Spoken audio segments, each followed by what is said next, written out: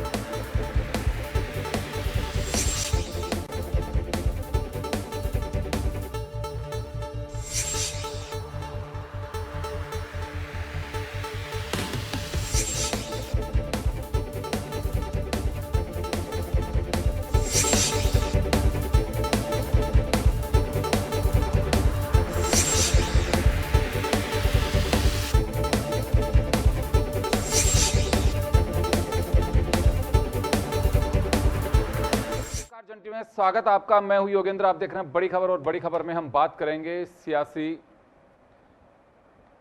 घमासान की, आने वाला जो समय है उसकी आहट की। हम बात कर रहे हैं कांग्रेस की बैठक की, और कांग्रेस की बैठक जिसमें समन्वयकों की और प्रेक्षकों की बैठक हुई है। इस बैठक को राष्ट्रीय महासचिव और राजस्थान के प्रभारी सुखजिंदर सिंह रंधावा ने ली है। तमाम कांग्रेस के नेता दिग्गज इसमें मौजूद रहे। एक चीज़ ये सेट की गई है, जो सेट करना मानिए या फिर एक डिसीजन, ब्लॉक से लेकर के प्रदेश तक वर्तमान सरकार यानी कि भाजपा सरकार, भजनलाल सरकार, उसके खिलाफ मोर्चा खोला जाएगा। हालांकि कोई नई बात नहीं है, क्योंकि विपक्ष का काम है, कहीं पे कोई बात आती है तो एक पक्ष रखने का तरीका होता है, जिसे एक मोर्चा खोलना मान लीजिए, सरकार के खिलाफ हल्ला बोल मान लीजिए। दूसरा, आने वाले दिनों में पंचायत या निकाय चुनाव में किसी के साथ भी कोई अलायंस नहीं किया जाएगा। दो बड़े फैसले। इसके अलावा कार्यकर्ताओं के लिए कहा गया है कि निष्क्रिय कार्यकर्ताओं को बैठाइए और मजबूत टीम तैयार करिए। जो लोग फील्ड में हैं, काम कर रहे हैं, उन्हें आगे बढ़ाइए। तो चलिए हम चर्चा शुरू करेंगे। हमारे साथ इस पूरे मुद्दे पर चर्चा करने के लिए राजेंद्र शर्मा जी पॉलिटिकल एनालिसिस, राजनीतिक विश्लेषक हैं। हमारे साथ राजकुमार शर्मा जी कांग्रेस से हैं। अटल खंडेलवाल जी हमारे साथ भाजपा से हैं। मैं राजकुमार जी आपके पास में आना चाहूँगा। बड़े फैसले किए हैं कि अलायंस नहीं होगा, दूसरा सरकार के खिलाफ हल्ला बोल। लेकिन बीजेपी का ये दावा है कि सरकार के खिलाफ कुछ बोलने को कांग्रेस के पास में या विपक्ष के पास में नहीं है। अगर होता तो कोई बड़ा आंदोलन खड़ा किया जाता। ये उसी का परिणाम है कि क्या है? देखिए योगेंद्र जी, कांग्रेस पार्टी ने राजस्थान की जनता, राजस्थान की सरकार को मौका दिया कि वो बेहतर काम करे। विधानसभा चुनाव के दौरान भारतीय जनता पार्टी जिस तरीके से राजस्थान के मतदाताओं को बरगला के सत्ता हासिल की थी, राजस्थान की कांग्रेस ने तय किया कि राजस्थान की सरकार को मौका दिया जाए। लेकिन बड़े दुर्भाग्य के साथ कहना पड़ रहा है कि 17-18 महीने बीत जाने के बाद भी राजस्थान में सर्कस राजस्थान की सरकार कर रही है। ये हमारे प्रदेश अध्यक्ष गोविंद सिंह डोटासरा लगातार कहते हैं। बड़े दुख के साथ कहना पड़ रहा है कि जिन तमाम मुद्दों को लेकर भारतीय जनता पार्टी की सरकार राजस्थान में काबिज हुई थी, उनमें से एक भी मुद्दा भारतीय जनता पार्टी जमीन पर नहीं उतार पाई है। और जहां तक नगर निकाय के चुनाव की बात आप कह रहे हैं, जितने भी चुनाव समय पे होने चाहिए थे, राजस्थान की सरकार ने एक भी चुनाव समय पे अभी तक नहीं कराया है। ये कांग्रेस पार्टी इसकी लगातार चिंता करती है। जाकर तो संगठन की आप बात करते हैं, हमारा संगठन गोविंद सिंह डोटासरा जी के नेतृत्व में, टीकाराम जूली जी के नेतृत्व में और रंधावा साहब के आशीर्वाद से, सहयोग से राजस्थान का हमारा तमाम संगठन, 10.5 लाख हमारे पदाधिकारी यहाँ राजस्थान में इस वक्त काबिज हो चुके हैं। अपनी अपनी जिम्मेदारियां सब निभा रहे हैं। कोई बूथ लेवल की जिम्मेदारी निभा रहा है, कोई मंडल की जिम्मेदारी निभा रहा है, कोई ब्लॉक की जिम्मेदारी निभा रहा है, कोई जिले की और कोई प्रदेश की जिम्मेदारी निभा रहा है। भारतीय जनता पार्टी को अब राजस्थान के संगठन ने तय कर लिया है कि राजस्थान में अब आपको काम करना पड़ेगा। बहुत लंबी चौड़ी बातें कर ली आपने, लंबे लंबे भाषण देने में और आंकड़े पेश करने में तो दुनिया की सबसे बड़ी पार्टी आप हैं ही, लेकिन अब कांग्रेस के संगठन ने तय किया है कि अब राजस्थान में आपको काम करना पड़ेगा। पानी के लिए, शिक्षा के लिए, चिकित्सा के लिए, बिजली के लिए, अच्छी सड़कों के लिए, अच्छे पुल के लिए आपको काम करना पड़ेगा। आपको पाताल में उतरना पड़ेगा और कांग्रेस पार्टी राजस्थान की सरकार को बताएगी कि पाताल जमीन में होता है, आसमान में होता है। राजस्थान का नौजवान कांग्रेस पार्टी के साथ मिलकर अब भारतीय जनता पार्टी की तमाम सरकार को बताएगा कि पाताल जमीन में होता है, आसमान में होता है। अब तक तो आप लगातार हेलीकॉप्टर को लेकर दिल्ली लगातार जा रहे थे, लेकिन जो लंबे चौड़े वादे आपने किए थे उन तमाम मुद्दों पर आप फेल साबित हुए हैं। चाहे लॉ एंड ऑर्डर की मामला हो, चाहे आपको महिला सुरक्षा का मामला हो, चाहे बलात्कार का मामला हो, चाहे पुलिस का मामला हो, चाहे शिक्षा का हो, चाहे चिकित्सा का हो, एसएमएस अस्पताल की क्या हालत है, चाहे चिरंजीवी का मामला हो, चाहे आरजीएचएस का मामला हो, चाहे पेंशन का मामला हो, तमाम मुद्दों को लेकर के राजस्थान के बीच में हम जा रहे हैं। और हमारा मंडल अध्यक्ष, ब्लॉक अध्यक्ष, तमाम लेवल पे हम एक बड़ा आंदोलन खड़ा करेंगे ताकि राजस्थान की सरकार को काम करना पड़े और राजस्थान का भला हो सके। क्योंकि हम तो हमारा विपक्ष का धर्म निभाएंगे, लेकिन राजस्थान की सरकार अपना धर्म नहीं निभा पा रही है। राजस्थान के तमाम मंत्री गलत बयान दे करके, वर्ग ला करके राजस्थान की जनता को आप चकासा दिखाना चाह रहे हैं। आप लगातार देख रहे हैं राजस्थान सरकार के मंत्री कैसे काम कर रहे हैं, राजस्थान के मंत्रियों की कितनी सुनी जा रही है। और राजस्थान के इकाई की, जो राजस्थान भाजपा के इकाई के अध्यक्ष हैं, उन्होंने अपनी कार्यकारिणी भी नहीं बनाई है। ये कभी कह रहे कार्यकारिणी का इंतजार कर रहे हैं, कभी कह रहे राष्ट्रीय अध्यक्ष का इंतजार कर रहे हैं। इनके मंत्री किस तरीके से छापे मार रहे हैं आप लगातार देख रहे हैं। आज एक मंत्री का अखबार में आया है, उनके स्टाफ के अंदर कोई यूपी की पुलिस आके अरेस्ट करके ले गई है। एक मंत्री कह रहे हैं पता नहीं लिफाफे में क्या आ गया, 5,000 आ गए, मिठाई का डब्बा आ गया। तो राजस्थान में काम करना पड़ेगा, काम करने से ही पार पड़ेगी। क्योंकि राजस्थान के लोगों को आपने लंबे चौड़े वादे करके विधानसभा चुनाव में कांग्रेस पार्टी के खिलाफ आपने वोट डलवाए थे। अब राजस्थान में योगेंद्र जी एक बात और आ गई है कि हमारे कांग्रेस पार्टी का जो सोफा होता है उसमें गहलोत साहब, पायलट साहब, टीकाराम जूली जी और रंधावा साहब और तमाम बड़े नेता गोविंद सिंह डोटासरा जी के प्रदेश के नेतृत्व में सब साथ बैठे हैं, तो भारतीय जनता पार्टी को बेचैनी होने लगी है। मैं अब कह रहा हूं कि आप हमारे कांग्रेस पार्टी का जो डोम बनता है उसमें मंडल अध्यक्ष से लेकर के और रंधावा साहब तक के लिए तमाम छोटे बड़े कार्यकर्ता एक है। और आने वाला समय भारतीय जनता पार्टी को काम करने के लिए सड़क से लेकर सदन तक घुटने टिकवाने का काम राजस्थान की जनता के आशीर्वाद से हम करने वाले हैं। सुना अटल जी आपने, सरकार का ईंट से ईंट बजाएगी अब कांग्रेस और हल्ला बोल कार्यक्रम के लिए पूरी पार्टी को एकजुट है, ये दावा है कांग्रेस का। और सरकार को काम करना पड़ेगा, केवल बयानबाजी नहीं, ये कांग्रेस का आरोप है।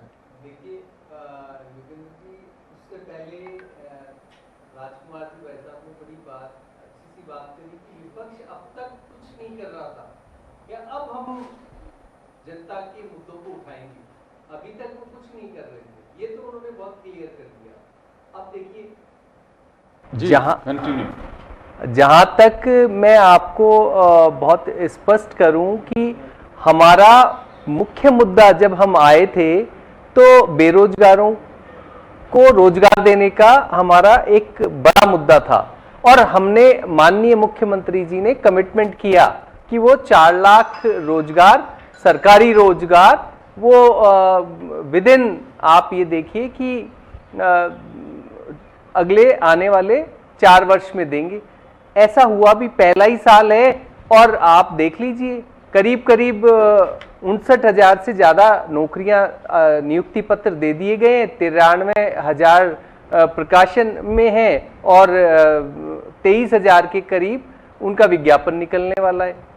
93,000 का विज्ञापन निकल चुका है। तो करीब आप देखेंगे तो 1,10,15,000 नौकरियां अब तक आ चुकी है। और हमारा वादा है, हम कमिटेड हैं और उसके लिए हम कर रहे हैं। ये नहीं कि करेंगे, ऐसा नहीं है। पेपर लीक के मामले में भी आप देखिए कि अब तक राजस्थान में कोई पेपर लीक नहीं हुआ। अगर कार्मिक विभाग की बात करो, एसएससी का और इसका आरपीएससी का कोई पेपर लीक नहीं हुआ। क्यों? हमारा वादा था और हम ऐसा ही कर रहे हैं। देखिए, जब आप बिल्कुल संजीदा होकर के काम करते हैं, लोगों की परवाह करते हैं, लोगों के लिए काम करते हैं, तो फिर काम करते हैं। एक होता है दिखावे का काम। अब राइजिंग राजस्थान है, आप देखिए कि हमने शुरुआती पहले वर्ष में ही कि भाई राजस्थान में इंडस्ट्रीज लगे, इंडस्ट्रीज लगनी चाहिए, इंडस्ट्रीज लगेगी तो उद्योग धंधे पनपेंगे। इंडस्ट्रीज नहीं लगने के क्या कारण है, उसके लिए हमने बकायदा एक प्लेटफॉर्म तैयार किया, आईटी डिवाइसेस की मदद ली, सिंगल विंडो सिस्टम ओपन किया, आईएएस करीब 25 आईएएस की नियुक्ति की अलग अलग विभागों में, और मॉनिटरिंग कर रहे हैं। किस लिए? जनता के लिए। तो हमारा काम हो हल्ला करना नहीं है। अब ये कह रहे हैं हम हो हल्ला करेंगे, उसके लिए कोई मुद्दा ढूंढेंगे, मुद्दे को हम लाएंगे, और मुद्दा नहीं है तो बनाएंगे, और बना करके और कूदेंगे। पहले तो सबसे बड़ा मुद्दा तो इनका अपना है। आप देखिए कि सबसे पहले तो ये लंगड़े आम छाटेंगे, उसके बाद फिर लंगड़े घोड़े छाटेंगे, सॉरी, और उसके बाद में फिर बारात वाले घोड़े छाटेंगे, फिर रेस कोर्स के घोड़े छाटेंगे। अब ये तो इनके जो ऊपर जो आप देख रहे हैं कि योगेंद्र जी, ये किसके वक्तव्य हैं? ये इनके जो राष्ट्रीय अध्यक्ष हैं उनके वक्तव्य है, राहुल जी के। इतने सम्मान पूर्वक ने उन्होंने वहां देखा कि ये शब्द किन लोगों को आहत कर सकता है। उन्होंने अपने समर्पित कार्यकर्ता, जिन्होंने दिन रात करके ये पार्टी को एक किया या उसमें अपना सब कुछ अर्पण किया, एक लंबे दौर से निकाला, खुद आज अगर किसी भी कारण से चाहे उम्र दराज हो गए हों, कम से कम उनको सम्मान पूर्वक आप कहीं पर आप उनकी व्यवस्था करें। ये तो होती है एक संगठन की शक्ति। और आप उनको कुछ भी लंगड़े वगैरह इस तरह के शब्दों से अपमानित करके और पार्टी के बाहर का रास्ता दिखाएं, ये क्या? दूसरी बात मैं ये और पूछना चाहूंगा कांग्रेस पार्टी से कि सब वो लंगड़े हैं, तो फिर राहुल गांधी जी क्या है, सोनिया गांधी जी क्या है उम्र के हिसाब से? राहुल गांधी जी कितने स्टेट्स में हारे हैं? 22-23 स्टेट में हार गए, करीब 93 चुनाव हार चुके हैं। और प्रियंका गांधी जी क्या है, जो अभी इनएक्टिव पड़ी हुई हैं, आप उनको देखेंगे। लेकिन राहुल गांधी जी जैसा कि गांधी परिवार करता ही आया है, मतलब इसमें राहुल गांधी जी की इशू नहीं है। आप ये देखिए, एक थे इनके जनार्दन द्विवेदी जी, उन्होंने एक सार्वजनिक स्टेटमेंट दे दिया था राजीव गांधी को लेकर के कि राजीव गांधी किसी टाइम सोनिया गांधी जी के ये बिल्कुल खास व्यक्ति रहे, इनफैक्ट राजनीतिक गुरु रहे सोनिया गांधी जी के। तो इन्होंने एक सार्वजनिक मंच में बोला कि राजीव गांधी जी कहते हैं कि राहुल गांधी से ज्यादा राजनीतिक समझ प्रियंका गांधी जी को है, और प्रियंका गांधी बहुत अच्छा कर सकती है। केवल वो एक शब्द ऐसा हो गया कि इन महाशय जी को किनारे कर दिया गया। कमलनाथ जी एमपी के मुख्यमंत्री थे। सुनिए, कहाँ लंबी रामायण पे नहीं जाए, अपन राजस्थान पे फोकस रखें। रही बात दूसरी, देखिए सभी पार्टियों का हाल ये है कि अगर एक कार्यकर्ता, आप तो बहुत बड़ी बात कर रहे हैं जनार्दन द्विवेदी के, छोटे से कार्यकर्ता भी अगर कहीं पे भी नेताओं पे कोई कमेंट करता है उसको नोटिस, सर हर पार्टी का हाल है। आपके 20 उदाहरण में गिना सकता हूं अभी, क्योंकि मैं उस पर नहीं जाना चाह रहा, मैं केवल राजस्थान पे फोकस रखना चाह रहा हूं। जो इन्होंने कहा अपन कहां से कहां पहुंच गए, फिर आप आएंगे इंदिरा गांधी का टाइम के, फिर कहेंगे कि बांग्लादेश का ये हुआ था और आज ये स्थितियां नहीं बनती। सिर्फ राजस्थान पे फोकस रखें, क्योंकि सुनिए कारण क्या होता है कि फिर हम दाएं बाएं जाते हैं तो दर्शक कई बार फोन करके कहते हैं कि सवालों के जवाब नहीं होते हैं आपके स्पोक्स पर्सनों के पास में, दाएं बाएं घूमते, चाहे कांग्रेस हो चाहे बीजेपी चाहे दूसरे दल हो। अगर मुझसे भी कोई पूछेगा, अगर उत्तर के अलावा मैं 3 पेज दूसरी तरह के भर दूंगा तो उसका कोई निचोड़ नहीं, एग्जामिनर उसमें नंबर नहीं देगा हमें। मैं चलिए राजेंद्र जी आपके पास में आना चाहूँगा। विपक्ष की पार्टी, आपको कोई नई चीज़ लग रही है इसमें कि कांग्रेस ने कहा कि अब हम हल्ला बोलेंगे और केवल पुतले जलाने से काम नहीं चलेगा? पहले बीजेपी ये बात कहा करती थी, आज कांग्रेस कह रही है। क्यों? विपक्ष में जो होगा उसे साबित करना होगा कि सरकार के खिलाफ मोर्चा खोलना है। दूसरा, आपको लगता है कि नैरेटिव सबसे जल्दी सेट होता है, किसी भी चीज़ के लिए नकारात्मक चीज़ लेकर के जाए वो फटाफट दर्शक या पब्लिक उसे तुरंत कैच करती है?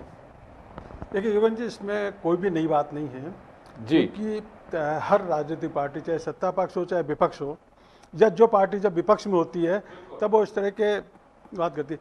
सत्ता पक्ष के अपन बात करें तो सत्ता पक्ष भी यही कहती है कि हम हमारे कार्यकर्ताओं को मजबूत करेंगे, एक्टिव करेंगे, ये करेंगे, वो करेंगे, इस तरह की चीज़ें, क्योंकि आगे आने वाले जो चुनाव होते हैं उसकी तैयारियां पहले से चालू हो जाती है, चाहे वो बाई इलेक्शन हो, चाहे स्थानीय निकाय के चुनाव हो, चाहे और कोई दूसरे चुनाव हो। इसी तरह से जो विपक्ष होता है वो टाइम टू टाइम अपना मैसेज देने के लिए इस तरह के कार्यक्रम करता है। अब ये सवाल ये कि वो मैसेज कितना दे पाते हैं, पब्लिक उनको कितना आत्मसात कर पाती है, उनको कितना अपने आप में ले पाती है, वो एक अलग चीज़ हो जाती है। क्योंकि जब ये कार्यक्रम चालू होंगे उसके बाद में पता चलेगा कि पब्लिक का इन्वॉल्वमेंट कितना हो पाता है, कितना नहीं हो पाता है। क्योंकि कई बार आपने देखा होगा कि राजनीतिक पार्टियों की मीटिंग्स होती है, पब्लिक मीटिंग्स होती है, और उसमें कार्यकर्ता भी पूरी तरह से नहीं जुट पाते हैं, पब्लिक की बात तो दूर की बात होती है। इसलिए इन चीज़ों को अभी जो भी कुछ है वो जल्दबाजी होगा कि इसके बारे में कि साहब ये कोई अच्छे परिणाम दे देगी और कुछ कर देगी, या ये कि जो इस तरह के जो कार्यक्रम चलेंगे वो सफल हो जाएंगे या विफल होंगे, ये सब चीज़ें अभी बहुत जल्दबाजी होगी इनके बारे में कुछ कहने के लिए। इसलिए इस तरह की कोई नई बात नहीं है इसमें। क्योंकि जो विपक्ष में होता है सरकार को आगाह करने को, विपक्ष के पास में होता क्या है, विपक्ष के पास में केवल और केवल आप विरोध कर सकते हैं, जिसे ये कहा जाता है कि, लेकिन अब तरीके बदल गए हैं। पहले विपक्ष से अगर कहीं कहा जाता था तो ये माना जाता था कि विपक्ष की भी आवाज़ है, उसे दबाया नहीं जा सकता, वो कुछ कहना चाह रहा है तो सुनना चाहिए। मैं कई बार राजनीतिक दलों से सुनता हूं कि गांधीवादी तरीके से आप अपनाइए, आप काली पट्टी बांधिए, आप अनशन करिए, उससे भी सरकारें सुनती हैं, लेकिन अब कोई नहीं सुनता। ये सब कहने की बात हो गई, और इसी को देखते हुए कई बार नई पीढ़ी के लोग भी कहते हैं कि हमारे अनशन या केवल बस काली पट्टी बांधने से कभी देश आज़ाद हुआ होगा क्या। तो नरम दल और गरम दल दोनों को लेकर के कई बार बच्चे बहस भी करते हैं कि नहीं। पे जब हम पढ़ते थे, और दूसरी चीज़ उस जमाने में देखिए कि टोकन स्ट्राइक वाली चीज़ होती थी, कि टोकन स्ट्राइक इसलिए की जाती थी कि साहब इससे एक संदेश चले जाएगा। बिल्कुल। फिर पेन डाउन होता था, फिर उसके बाद में दूसरी, अच्छा, वो मैसेज ही पहुंचता था। हाँ, आजकल तो जब तक आप पटरी नहीं उखाड़ो, जब तक रास्ते नहीं रोक दो, लाठीचार्ज नहीं हो, जब तक कुछ पता ही नहीं लग पाता है कि हाँ कुछ है भी, अगलों की कोई डिमांड भी है, लोग देखते हैं नहीं कुछ नहीं है, तो सब ऐसे ही है। तो वो रास्ते जिसके लिए अब कहा जाता है कि हम तो पैदा नहीं हुए थे कि देश आज़ाद हुआ उसी कारण से, लेकिन नई पीढ़ी ये भी कहती है कि केवल इसी के भरोसे आज़ादी नहीं मिली, जो रास्ता गरम दल के लोगों ने अपनाया वो भी एक महत्वपूर्ण था। खैर, लेकिन उस वक्त का दौर, हम तो इतिहास के जो पन्ने पढ़े हैं वही आप तक शेयर कर पा रहे हैं। मैं राजकुमार जी आपके पास में आना चाहूँगा, चाहे मेरे साथ राजेंद्र जी बैठे हों चाहे मैं बैठा हूँ, ये माना जाता है कि विपक्ष का धर्म है, आप भी वही धर्म निभा पा रहे हैं, और हल्ला बोल कहें चाहे आप दूसरे माध्यम से कुछ भी कहें, मजमून एक ही होता है कि आप सरकार के सामने अपनी बात रखना चाहते हैं, जिससे आप एक जनहित का मुद्दा बताते हैं कि जनता की आवाज़ बन करके हम उठ रहे हैं। पैटर्न अपना अपना कहने का, अब कितनी सक्रिय कर पाएंगे नहीं कर पाएंगे। एक सवाल ये भी उठता है कि कांग्रेस अभी तक धरातल पे जब तक आप पूरी कार्यकारिणियाँ वगैरह नहीं बनाएंगे तो सक्रिय और निष्क्रिय का पता कैसे चलेगा। देखिए योगेंद्र जी, हमारे गोविंद सिंह डोटासरा जी के नेतृत्व में हमारा पूरा राजस्थान का संगठन बन चुका है। हमारे सारे के सारे राजस्थान के जिलाध्यक्ष बन चुके हैं, केवल 8 जिलाध्यक्ष वो बचे हुए हैं जो कार्यकारिणियां, उनकी तमाम कार्यकारिणियां बन चुकी है, और उनके नीचे जो 400 हमारे राजस्थान में ब्लॉक अध्यक्ष हैं, 400 के 400 ब्लॉक अध्यक्ष बन चुके हैं। 400 ब्लॉक अध्यक्षों के बाद 2200 हमारे मंडल अध्यक्ष हैं, 2200 मंडल अध्यक्ष बन चुके हैं, मंडल अध्यक्ष की कार्यकारिणी बन चुकी है, और 52,000 हमारे बूथ हैं, बूथ इकाइयां हमारी बन चुकी है, बूथ इकाइयों के हमारे कार्यकर्ता भी बन चुके हैं, उनकी कार्यकारिणी भी बन चुकी है। 10.5 लाख मतदाता हिंदुस्तान में, राजस्थान एकमात्र ऐसा राज्य है जहां पूरा संगठन आज की तारीख में काम कर रहा है, केवल 8 जिलाध्यक्ष को छोड़ करके। राजस्थान के हमारे राष्ट्रीय अध्यक्ष आदरणीय खड़गे साहब ने भी हमारे गोविंद सिंह डोटासरा जी की पीठ थपथपाई है, रंधावा साहब ने भी हमको थपथपाया कि राजस्थान में संगठन अच्छा काम कर रहा है। और ये संगठन इसलिए अच्छा काम कर रहा है क्योंकि राजस्थान में पूर्ववर्ती गहलोत साहब की सरकार ने राजस्थान में बेहतर काम किए थे, लेकिन राजस्थान की जनता को न जाने क्या सूट किया कि भारतीय जनता पार्टी को वोट दिया। सवाल है मेरा सर, ये उपहार के रूप में कि बहुत अच्छा पीठ जो थपथपाई है, ये इलेक्शन से पहले थपथपाई या इलेक्शन के बाद एहसास हुआ कि हाँ कांग्रेस अच्छा काम कर रही है। अब पहले हमारी राजस्थान में कांग्रेस की सरकार थी, हमने वहां राजस्थान की सरकार में रहते हुए हमने राजस्थान के हित में बेहतर काम किए। राजस्थान की जनता को सूट नहीं किया वाला सब्जेक्ट है, क्योंकि भारतीय जनता पार्टी अपनी झूठ के तहत अपने जुमले फेंक फेंक के राजस्थान की जनता को वर्ग लगे ले गई। राजस्थान की जनता भोली जनता है, वो उनके बहकावे में आ गई। लेकिन अब 18 महीने बीत जाने के बाद भी राजस्थान की जनता को समझ में आया कि ये तो भारतीय जनता पार्टी जुमलों की सरकार रही, भाषणों की सरकार रही, बोलने की सरकार रही। आज योगेंद्र जी बड़े दुख के साथ कहना पड़ता है कि आदरणीय भजनलाल जी जो नए नवेले एमएलए हैं, राजस्थान के मुख्यमंत्री हैं, हमारे राजस्थान के गार्जियन हैं, केवल दिल्ली जाने के अलावा उनका एमएलए उनका जो मंत्रिमंडल है राजस्थान में कोई भी अपनी छाप नहीं छोड़ पाया है। ना तो मुख्यमंत्री छाप छोड़ पा रहे, ना उनके कोई मंत्री छाप छोड़ पा रहे, बल्कि आपस में ऐसे उलझे पड़े हैं कि समझ में नहीं आया राजस्थान का क्या होगा। और योगेंद्र जी राजस्थान के जितने भी ज्वलंत मुद्दे हैं या जिन मुद्दों को लेकर राजस्थान की सरकार सत्ता में काबिज हुई थी, एक मुद्दा उनमें से सोल्व नहीं आया। ये आरसीपी का सबसे बड़ा मुद्दा था। 13 जिलों का किसान, बाद में 21 जिले हो गए, किसान पानी मांग रहा था, एक बूंद पानी अभी तक नहीं आया है। देश के प्रधानमंत्री आए, इस मटके से उस मटके में पानी डाला, और यादव साहब ने इस मटके से उस मटके में पानी डाला। केवल फोटो खिंचाने का काम किया, केवल इवेंट का काम पूरा किया इन्होंने। तो इवेंट की सरकार से पार नहीं पड़ती है। राजस्थान का किसान पानी मांगता है, जमीन पानी मांगता है, ये जो हमारा कंठ है ये पानी मांगता है, खेत पानी मांगता है, महिला अपनी सुरक्षा मांगती है। ना बस में सुरक्षित है, ना आईसीयू में सुरक्षित है, थाने में पुलिस वाले सुरक्षित नहीं है, थाने के बाहर पुलिस वाले भी सुरक्षित नहीं है। तो हो क्या रहा है राजस्थान में? चलिए, मैं एक चीज और जानना चाहूंगा। आप लोगों ने कहा कि हम अलायंस नहीं करेंगे इलेक्शन के दरमियान किसी से भी, लोकल बॉडीज के जो चुनाव होंगे। लोकल बॉडीज में कब आप लोग अलायंस करते हैं? योगेंद्र जी पिछले कई लंबे समय से एक परंपरा चल पड़ी है कि जब भी चुनाव आता है तो कोई ना कोई पार्टी किसी न किसी पार्टी से कोलैबोरेशन करती है। हमारा अभी तक का कोलैबोरेशन पंचायत चुनाव में, नगर निकाय चुनाव में नहीं रहा है, लेकिन फिर भी हमारे संगठन की इकाई ने तय किया है कि अब जो छोटे चुनाव आ रहे हैं संगठन के, जो हमारे ये जो पंचायत के, नगर निकाय के, नगर पालिका के जो चुनाव हैं, इनमें हमारा किसी भी पार्टी से कोई गठबंधन नहीं रहेगा और हम लोग इंडिविजुअली चुनाव लड़के भारतीय जनता पार्टी को शिकस्त देकर के और राजस्थान की बेहतर सेवा करने का प्रयास करेंगे। जी, हल्ला बोलेंगे आप लोग? हल्ला क्या पंचायत स्तर से बोलेंगे कि ऊपर से शुरू कर? बूथ लेवल से, हमारा बूथ लेवल से, बूथ, मंडल, ब्लॉक, जिला, प्रदेश, तमाम लेवल पे हमारा कांग्रेस का कार्यकर्ता गांव ढाणी शहर में और विधानसभा आई तो विधानसभा में, सड़क से लेकर सदन तक भारतीय जनता पार्टी को राजस्थान के हित में काम करना पड़ेगा। इसके लिए हम भारतीय जनता पार्टी के घुटने टिकवाने का काम लगातार करेंगे। लेकिन अभी आपने सुना, चाहे अटल खंडेलवाल हो चाहे भजनलाल हो, दावा कर रहे हैं कि पूरा काम किया है, कांग्रेस के पास मुद्दा ही नहीं है। योगेंद्र जी, राजस्थान के अखबार जितने भी आते हैं ना, सारे अखबारों को उठा के आंख बंद करके पढ़ सकते हो और आपके घर में सबसे छोटा बच्चा भी बता सकता है कि आज अखबार में 5 प्रमुख खबरें क्या होगी। सबसे बड़ी खबर होगी खनन माफिया ने उसको कुचल के मार दिया, इसको कुचल के मार दिया, महिला की चैन लूट ली, महिला की आबरू लूट ली, आईसीयू में लूट ली। ये खनन माफिया कितने सिर चढ़ के बोल रहे हैं योगेंद्र जी, आप देख रहे हैं कितने सिर चढ़ के बोल रहे हैं। और रोजाना राजस्थान सरकार का एक न एक मंत्री भी खेल करता हुआ नजर आता है। अब आज एक मंत्री के स्टाफ में यूपी पुलिस आई और पॉक्सो कोड एक्ट जैसे मामले के अंदर गंभीर आरोप पे पकड़ के लेके गई है। अब आप बताओ, आपका स्टाफ, राजस्थान सरकार के मंत्री के स्टाफ का पता नहीं कि स्टाफ किस जिले का रहने वाला है, किस प्रदेश का रहने वाला है, उनका पुलिस वेरिफिकेशन कराया है नहीं कराया है, वो किसी अपराध में शामिल तो नहीं है। मंत्री छापे मार रहे हैं, अधिकारी पहुंच कर रहे हैं, मंत्री कह रहे हैं। जवाब दिलवाता हूं अटल जी, पूरी तरह से आतुर हूं आपको जवाब देने के लिए।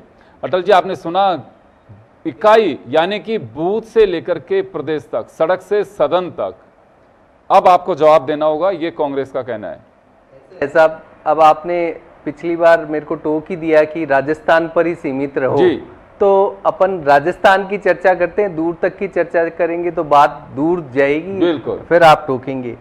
देखिए, डोटासरा जी एक एक्सीडेंटल प्रेसिडेंट है, ये मैंने नहीं कहा, ये इनके गहलोत साहब ने कहा कि माने सर की देन है। अब जब इन्होंने कहा कि हमारे मंडल अध्यक्ष बन गए, ब्लॉक अध्यक्ष बन गए, जिला अध्यक्ष बन गए, अगर ये सब एक्सीडेंटल है तब तो हो अल्लाह कर ही लेंगे, क्योंकि एक्सीडेंटल्स जो लोग होते हैं उनको काम नहीं करना आता, उन्हें पता ही नहीं होता काम का, वो हर बात में हो अल्लाह करते हैं और ये कह भी रहे कि अब हमें हो अल्लाह करना है।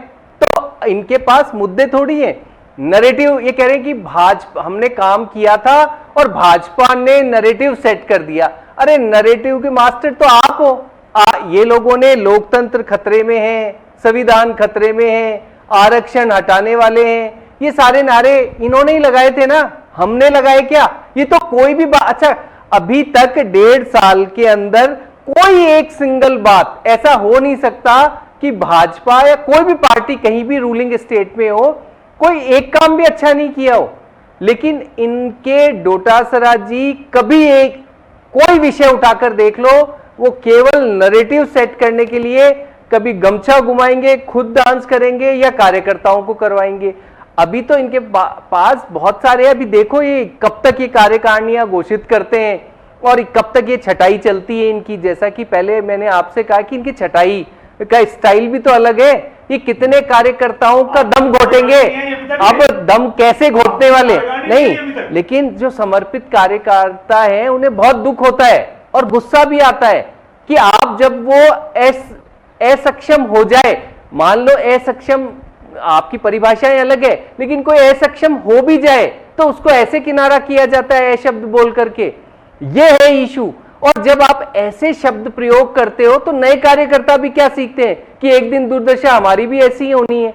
तो इशू ये है कि अब ये ज्यादा से ज्यादा जो इनका हो हल्ला है वो सोशल मीडिया प्लेटफॉर्म्स और नैरेटिव सेट कर देंगे, इसके अलावा कोई लेना देना नहीं है। ये कह रहे हैं, खुद ही घोषणा कर रहे हैं कि हम साहब किसी के साथ टाइप नहीं करेंगे, मतलब किसी भी दूसरे दल के साथ पंचायत चुनाव इनमें। आप बताओ तो बिल्कुल भी नहीं करेंगे। अब कांग्रेस की हालत ये हो गई कि स्वतंत्रता के बाद अब इन्हें राजस्थान में भी टाइप जैसी विषय सूझ रहे हैं, दिमाग में जब भी तो आया भाई मैं किसी चीज को बोल रहा हूं कि मैं ये काम नहीं करूंगा, इसका मतलब पहले ये था कि मैं ऐसा करने की सोच रहा था, तो ये तो इनकी दुर्दशा है। और आप कह रहे हो कि हम जनता की आवाज बनेंगे, अरे कहां से बनोगे आप, अपनी तो बन लो, पहले अपने लोगों को तो ले आओ, आपके अपने तो छोड़ के गए। एक और है इनकी आज का ही है कि साहब वो जो हमारे पास बहुत सारे लोग घर वापसी करना चाहते हैं जो छोड़ के आए, लेकिन अभी उनके बारे में निर्णय नहीं लेंगे। अरे कहां से लोगे आप निर्णय, आपको खुद को नहीं पता कि कौन रहेगा कौन नहीं रहेगा और कौन कब सड़क पे मतलब बिल्कुल घर किनारे हो जाए ये भी नहीं पता। इनको कार्यकर्ताओं की चिंता करनी पड़ेगी जी, चिंता करेंगे तब जा करके आप लोगों को चिंता, हाँ हमारी चिंता मत करें, हमारी सरकार अच्छा काम कर रही है, भजन लाल सरकार है, जनता जान रही है, बेरोजगारों को नौकरियां मिल रही है। अटल जी समय कम है, मैं माफी चाहूंगा, रोकना चाह रहा हूं अभी यहाँ पे। खैर चलिए, कांग्रेस की मीटिंग है, हुई है, आने वाले दिनों में बैठक के मजमून को अगर मैं समझाने की कोशिश कर पा रहा हूं तो ये होगा, कांग्रेस आंदोलन की रूपरेखा तय करेगी। रूपरेखा के हिसाब से जब भी विधानसभा सत्र होगा तो इस आंदोलन को और तीव्र किया जा सकता है। तब कहा जा सकता है कि सड़क से सदन तक हमने सरकार को घेरा है, सरकार को जवाब देने के लिए बाध्य किया है। लेकिन पहले भी कहा कि जो विपक्ष में होता है वो इसी अंदाज में अपनी रूपरेखा तय करते हैं, उनके पास में कुछ नहीं होता है, लेकिन एक आवाज़ होती है जिसे अब अपने स्तर पे अपने तरीके से आप कैसे उसे उठा पाते हैं, ये देखने वाली बात होती है। और इसका कितना इम्पैक्ट आएगा ये तो वक्त बताएगा, लेकिन फिलहाल कांग्रेस को लगता है कि अब हमें सड़क पे उतरना चाहिए। आप सभी का बहुत बहुत शुक्रिया। बड़ी खबर में इतना ही, दीजिए इजाजत, नमस्कार।